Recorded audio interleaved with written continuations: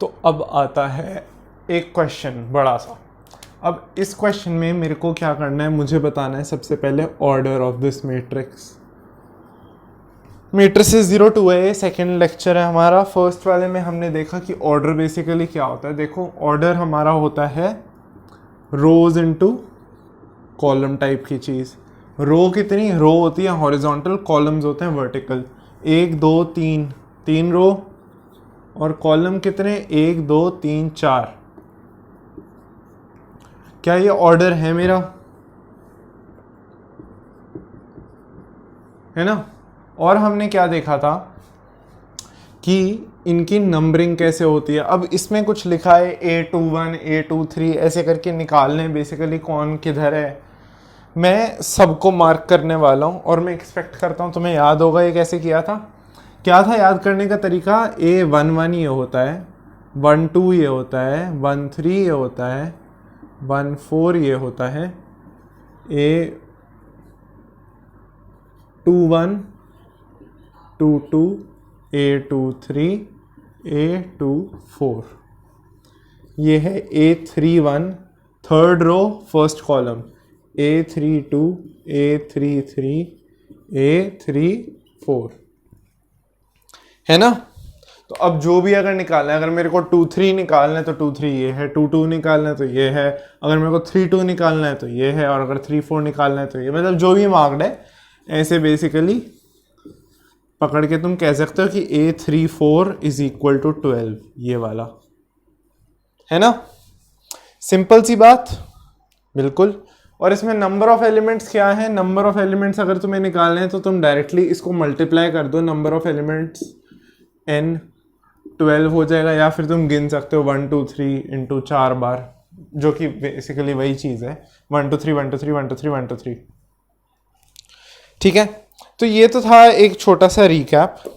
इसके बाद आती हैं कुछ प्रॉपर्टीज। अब दो अगर तुम्हारे पास मैट्रिसेस हैं, तो अगर दो मैट्रिसेस को मुझे ऐड करना है, कंडीशन क्या होती है कि वो दोनों ऐड हो जाएं।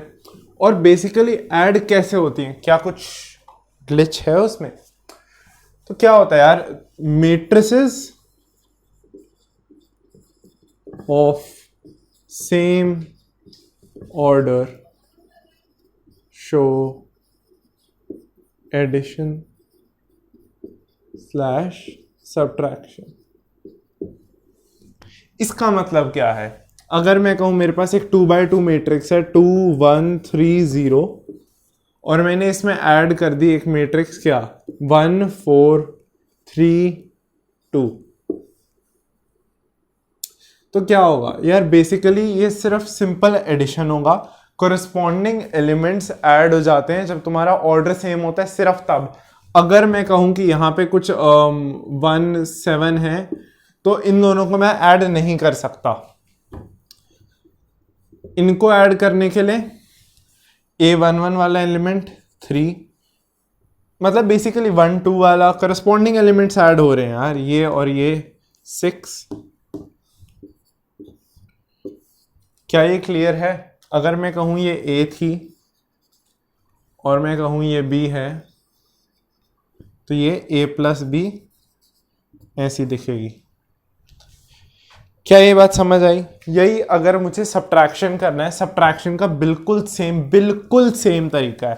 सब्ट्रैक्शन के लिए अगर इन दोनों को सब्ट्रैक्ट करना है तुम्हें, 2 - 1 1, 1 - 4 -3, 3 - 3 0, और 0 - 2 -2।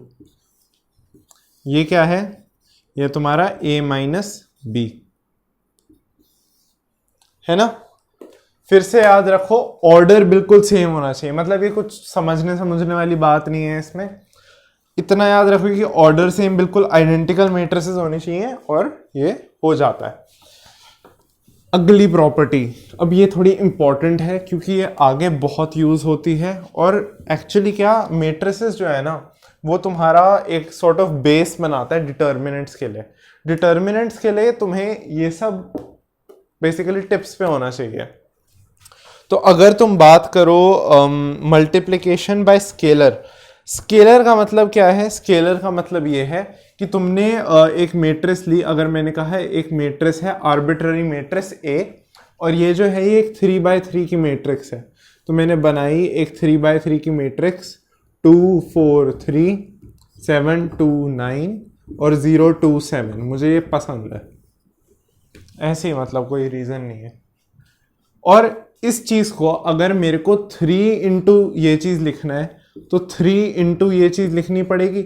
और स्केलर को एक मैट्रिक्स से मल्टीप्लाई करने का मतलब ये है कि तुम बेसिकली क्या कर रहे हो क्या है ये, अगर मैं कह रहा हूं कि इसके एलिमेंट्स ए आई जे थे तो अब ये 3AIJ हो जाएंगे। अगर ये 3AIJ हो रहे हैं तो इसका मतलब ये है कि ये जो 3 है मेरा वो ये इससे भी मल्टीप्लाई होगा, इससे भी होगा, इससे भी होगा, इससे भी होगा, इससे भी होगा, इससे भी होगा, इससे भी, सारे एलिमेंट से 3 मल्टीप्लाई होगा। तो क्या आ जाएगा मेरे पास? मेरे पास यहाँ पे आ जाएगा 7 2 9, नहीं, ये मैंने क्या किया था? ये मैंने किया कि मैंने 243 को मल्टीप्लाई कर दिया। ये बात बहुत ज़्यादा इंपॉर्टेंट है कि ये तुम इसे 243 ना पढ़ो, ये 243 नहीं है, ये 243 तीनों अलग अलग टर्म्स हैं। 6 12 9 है ना, 21 6 27, 0 इंटू 3 0 6 21। क्या स्केलर से मल्टीप्लिकेशन हमें समझ आया? और एक बात, अगर तुम्हारे पास a प्लस बी दो मैट्रिसेस हैं और ये दोनों किसी एक k से मल्टीप्लाई हो रही हैं तो इसको क्या लिखोगे तुम? k इंटू ए प्लस k इंटू बी, और बीच में प्लस का, क्योंकि a जो मैट्रिक्स है वो भी k से मल्टीप्लाई हो रही है और उसको तुमने ऐड कर दिया k से। तो कहने का मतलब ये है कि तुमने a प्लस बी का सम किया और उसके सारे एलिमेंट्स को k से मल्टीप्लाई कर दिया। क्या ये बात समझ आई? बहुत ही बढ़िया। अब हम कुछ क्वेश्चन करने वाले हैं जो हमने आइडेंटिटीज पढ़ी अभी।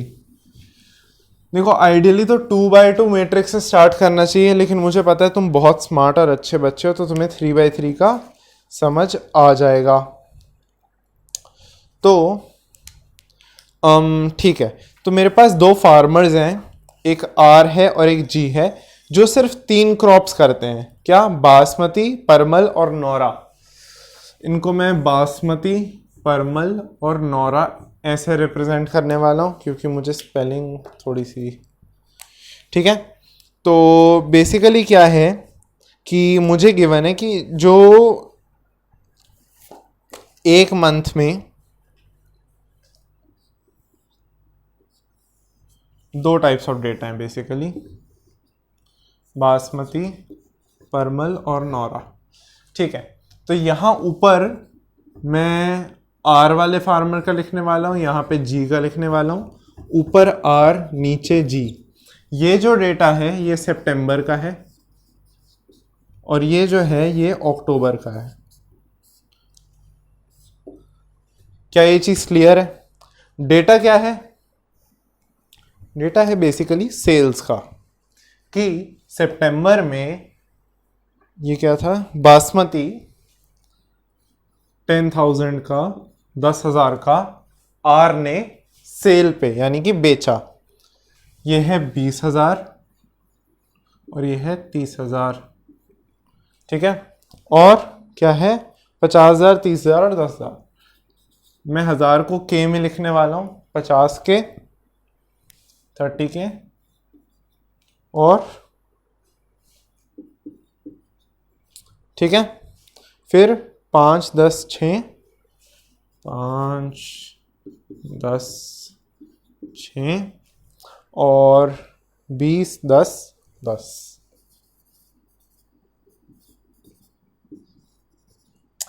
अब इसमें मुझे निकालना क्या है?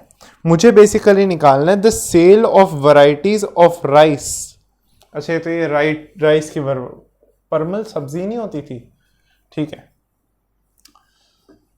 बासमती, परमल और नौरा, इन तीनों ये राइस की वैरायटीज हैं और बेसिकली मेरे को टोटल सेल निकालनी है बाय बोथ फार्मर्स, ठीक है, by matrices A and B. तो क्या निकालना है, find the combined sales in September and October for each farmer in each variety. मतलब कि मुझे पहले टोटल सेल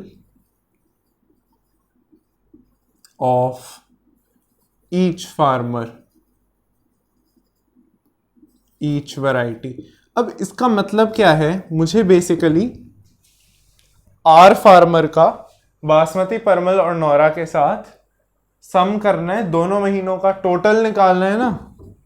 तो मैं इन दोनों को अगर ऐड कर दूं तो मेरे पास एक मैट्रिक्स आएगी जिसमें ये मेरी पता है ना ये क्या, ये एक्चुअली ये यहाँ पे कुछ है नहीं, ये सिर्फ तुम्हें बताने के लिए लिखा है मैंने।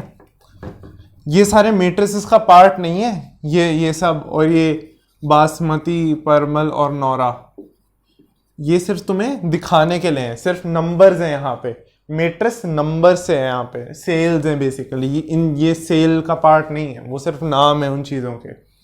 तो बेसिकली अगर मैं इन दोनों को ऐड कर दूं तो मेरे पास एक आर का कॉलम आएगा और एक जी का कॉलम आएगा। तो बेसिकली क्या हो रहा है यहाँ पे कि मैंने दोनों महीनों को ऐड कर दिया और टोटल सेल आ जाएगी 10 प्लस से 15 के 15,000, कितना हो गया 30,000, 36,000 है ना, 70 के। कुछ है नहीं, बस तुम्हें बस ये समझना है कि सिंपल एडिशन कर रहे हो करस्पॉन्डिंग एलिमेंट्स का। जो यहाँ पे एलिमेंट है वो यहाँ पे बॉटम कॉर्नर, बॉटम वाला सेंटर में, बॉटम वाला सेंटर में 40,000, 10 और 10 20,000। अब ये जो तुमने सम निकाला है ये क्या है, ये आर की सेल्स, आर जो फार्मर था पहला वाला, उसकी सेल्स बासमती, परमल और नौरा की रिस्पेक्टिवली ये हैं। जी की बासमती, परमल और नौरा की सेल्स ये हैं, कौन सी, सितंबर और अक्टूबर के मिला के ऐड किया ना। अब मुझे निकालना है decrease in sales from October to November. अब ये कैसे करोगे, इसमें क्या होगा, जब तुम्हें सेल्स डिक्रीज करनी है, अगर मैं इसे ए मान लूं और इसको बी मान लूं, सितंबर की सेल्स को मैंने ए ले लिया और अक्टूबर की सेल्स को मैंने बी ले लिया, और मुझे क्या कह दिया निकालने को, मुझे निकालना है जो डिक्रीज इन सेल्स है बेसिकली। चेंज इन सेल्स क्या होगा, चेंज बेसिकली किसी चीज का क्या होता है, चेंज कैसे लिखोगे, चेंज होगा तुम्हारा सितंबर टू अक्टूबर वाला, मतलब कि ये तुम्हारा फाइनल है, ये तुम्हारा इनिशियल है, माइनस कर दोगे। अब किसको किससे माइनस करोगे, माइनस यार देखो, अगर तुम्हें पॉजिटिव वैल्यू चाहिए, मुझे दिख रहा है कि ये सेल ज्यादा है, अगर मुझे पता है कि ये सेल ज्यादा है तो मैं इसमें से इसको माइनस करूंगा। क्या ये समझ आ रहा है ना। और क्वेश्चन में मुझे जैसे कहा है कि डिक्रीज इन सेल्स निकालना है, डिक्रीज मतलब यहां से यहां जाते हुए सेल्स घट गई, कितनी घट गई। अगर ये मुझसे पूछता चेंज इन सेल्स निकालना है और मैं अगर इसको इसमें से माइनस करता तो मैं नेगेटिव वैल्यू लिखता, क्योंकि वो डिक्रीज हो रहा है ना। अगर चेंज नेगेटिव है मतलब डिक्रीज हो रहा है, लेकिन अगर उसने मुझसे पहले से पूछा है कि डिक्रीज कितना है, डिक्रीज तो पॉजिटिव होगा तभी तो कम हो रहा है। अगर डिक्रीज जो है वो नेगेटिव हो जाए तो एक्चुअली वो इंक्रीज है, तो डिक्रीज की वैल्यू यहां पॉजिटिव आनी चाहिए। अब डिक्रीज कितना है, फिर से मैट्रिक्स बनाओगे और मैट्रिक्स में वैल्यू पुट करोगे, दिस माइनस दिस, 5 के और 10 के और 24 के और 30 के और 20 के और 0। तो अब इसमें मुझे क्या पता चल रहा है, सबसे ज्यादा डिक्रीज यहां आया है। ये क्या है, ये क्या है, ये क्या है, ये है बासमती राइस किसका? फार्मर जी का। जी था ना यहाँ पे, जी है ना, ये जी की तो बात हो रही है यहाँ पे, ये माइनस ये। सबसे ज्यादा डिक्रीज हुआ है बासमती की सेल में, किसकी? फार्मर जी की। और सबसे कम ये जीरो दिख रहा है, जीरो कौन सा है? ये नोरा राइस जो थे, पहले भी 10,000 की क्वांटिटी बिक गई थी, अब भी 10,000 की क्वांटिटी की सेल हुई है। क्या ये क्वेश्चन समझ आया? कैसे तुमने ऐड सब्ट्रैक्ट करके बेसिकली आंसर निकाला है? ठीक है, ठीक है।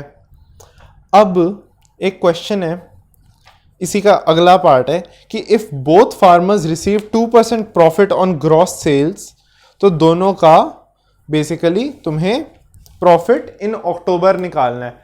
अब देखो यार, अगर तुम्हें 2% मिल रहा है इन सारे पे, अक्टूबर ये है ना, ये तो अक्टूबर है मेरा, बासमती, परमल और नौरा,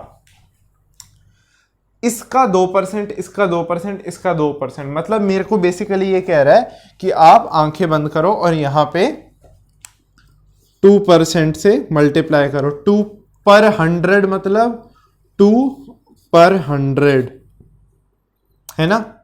तो ये क्या मैट्रिक्स दे देगा? इसका जो थर्ड पार्ट है वो है 2% प्रॉफिट फॉर अक्टूबर।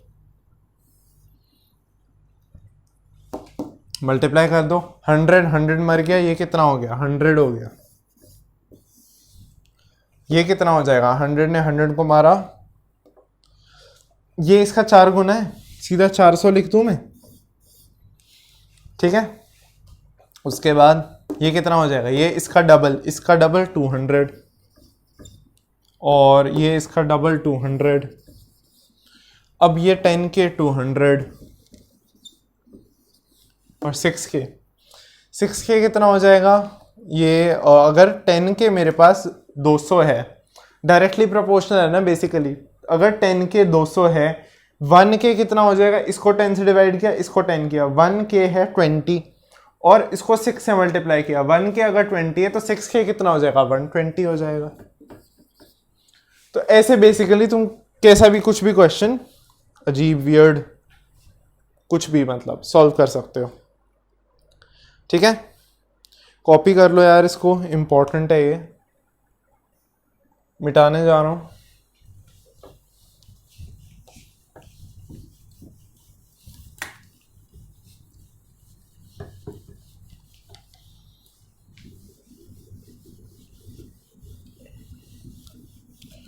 ठीक है, आगे बढ़ते हैं। आगे क्वेश्चंस पे जाने से पहले एक छोटी सी चीज और है, मतलब ये सबसे छोटी चीज है, मतलब इस पूरे चैप्टर की, मल्टीप्लिकेशन ऑफ मैट्रिसेस। मजाक कर रहा हूँ, बहुत गंदा होता है। अगर मैं एक मैट्रिक्स लूँ 2x2, सबसे पहले 2x2 से स्टार्ट करो, मैं जेन्युइनली बता रहा हूँ। अगर इसमें ध्यान नहीं दोगे तो कंसेप्ट वीक रह जाता है यार। मेरे पास ये दोनों मैट्रिसेस हैं, मुझे इन दोनों को मल्टीप्लाई करना है। तरीका क्या है? तुम्हें एक कॉलम और एक रो पकड़नी है और उसके करस्पॉन्डिंग एलिमेंट्स लिखने हैं। क्या मतलब है मेरा? यहां पे मैंने, अच्छा सपोज करो मैं हरा पेन का है यार, ठीक है, यहां पे मैंने ये कॉलम पकड़ा और यहां पे मैंने ये रो पकड़ी, ये कॉलम और ये रो। इन दोनों में कौन सा एलिमेंट कॉमन है? ये वाला है ना। ये वाला एलिमेंट क्या है? ये A11 जो है, इन दोनों में कॉमन है ना, फर्स्ट रो और फर्स्ट कॉलम में। तो अभी मैं सिर्फ A11 लिखने की कोशिश कर रहा हूं। क्या हो जाएगा वो? 2 into 3, समझ जाओ, 2 into 3 6 प्लस 1 into 3, ठीक है। ये कैसे किया मैंने? करस्पॉन्डिंग फर्स्ट एलिमेंट जो था, सबसे पहले तो तुम ऐसे जाओगे और ऐसे जाओगे, जिस एलिमेंट से स्टार्ट कर रहे हो उसका नाम पहले। प्रैक्टिस से ही आएगा। अभी वियर्ड आउट हो रहे होगे, ऑकवर्ड लग रहा होगा कि ये क्या कर दिया अचानक से, ऐसे ही होता है। 2 into 3 प्लस 1 into 3, ठीक है। इस अगर मेरे को यहां वाला एलिमेंट लिखना है, यहां वाला एलिमेंट लिखने के लिए मैं क्या करूंगा, मैं ये वाला ये पकड़ूंगा, है ना, और यही वाला रो, सेम कॉलम, सेम रो और ये वाला कॉलम, इसमें क्या हो जाएगा 0 इंटू 3 0 प्लस 1 इंटू 4, है ना। करस्पॉन्डिंग एलिमेंट्स, फर्स्ट वाले का प्रोडक्ट प्लस सेकंड वालों का प्रोडक्ट, फर्स्ट वालों का प्रोडक्ट प्लस सेकंड वालों का प्रोडक्ट, ठीक है। अब यहां वाला इस एलिमेंट का क्या करोगे, इस एलिमेंट के लिए क्या करेंगे, ये वाला नहीं, यहां पे हम रो ले रहे हैं ना, यहां पे हम रो ही लेंगे, यहां रो ये वाली और ये वाला कॉलम, इस कॉलम में और इस रो में ये वाला एलिमेंट कॉमन है, 2 into 7 plus 2 into 7 plus 3 into 3, 2 into 7 कितना 14 प्लस 3 इंटू 3 9। दोबारा देखो, इसमें हम नीचे जा रहे हैं और इसमें हम राइट जा रहे हैं, है ना, यही होता है ना, क्या होता है। अब ये कुछ याद आ रहा है ऐसा क्यों होता था, क्योंकि एलिमेंट्स ऐसे पढ़ते हैं A11 A12 A13 A1n तक, और यहां क्या बढ़ता है A21 A22 A23 A21 A31 A41 AM1 तक यहां पे बढ़ते हैं और यहां पे बढ़ते हैं, तो हम यहां बढ़ा रहे हैं और यहां नीचे जा रहे हैं, समझ आया। अब अगर मेरे को ये वाला एलिमेंट चाहिए तो मैं इसको और इसको लेने वाला हूं, क्या हो जाएगा 0 इंटू 7 0 प्लस 3 इंटू 4 12, तो क्या हो गया A इंटू बी क्या हो जाएगा 9 23 12 और 4।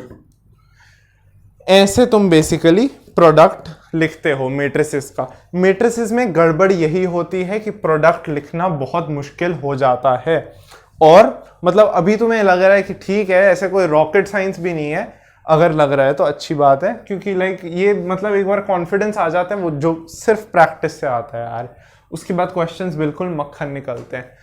ठीक है, इसको कॉपी कर लो यार, और कॉपी कर लो यार। तो बेसिकली एक बार और एक्सप्लेन करने वाला हूं मैं, एक और एग्जांपल लेंगे। अब हम 3 इंटू 3 मैट्रिक्स का देखने वाले हैं, प्रोडक्ट निकाल के बेसिकली। ठीक है, तो मैट्रिक्स इस बार एक्चुअली एक और चीज़ है यार इसमें। अच्छा नहीं, पहले मैट्रिक्स मल्टीप्लिकेशन ही करते हैं। मेरे पास A क्या है, A है 6293, ठीक है, और दूसरी मैट्रिक्स है 2679। पढ़ने का तरीका है, एक नंबर नहीं है, अलग अलग नंबर्स होते हैं, सारे एलिमेंट्स हैं मैट्रिक्स के। तो अब A इंटू बी क्या हो जाएगा, A इंटू बी हो जाएगा मेरा,